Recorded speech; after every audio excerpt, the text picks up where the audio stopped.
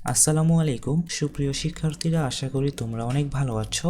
এই ভিডিওতে আমরা শিক্ষা প্রতিষ্ঠান খোলার সর্বশেষ আপডেট জানব। অনির্দিষ্টকালের জন্য দেশের সব প্রাথমিক বিদ্যালয় বন্ধ।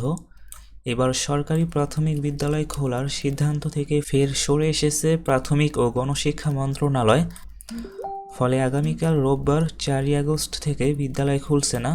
আজ শনিবার 3 আগস্ট বিকেলে প্রাথমিক ও গণশিক্ষা মন্ত্রণালয় থেকে এ তথ্য নিশ্চিত করা হয়। এর আগে বুধবার 31 জুলাই বিকেলে প্রাথমিক ও গণশিক্ষা মন্ত্রণালয়ের বিদ্যালয় 1 অধিশাখা থেকে এক বিজ্ঞপ্তিতে জানানো হয়, আগামী রোববার 4 আগস্ট থেকে সরকারি প্রাথমিক বিদ্যালয়গুলো খোলার সিদ্ধান্ত নেওয়া হয়েছে। তবে দেশের 12টি সিটি কর্পোরেশন ও নরসিংদী জেলার পৌরসভার প্রাথমিক বিদ্যালয়গুলো বন্ধ থাকবে।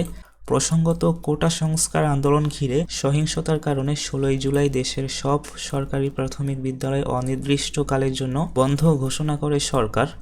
শিক্ষার্থীদের নিরাপত্তার কথা বিবেচনা করে প্রাথমিক বিদ্যালয় অনির্দিষ্টকালের জন্য বন্ধ ঘোষণা করা হয়।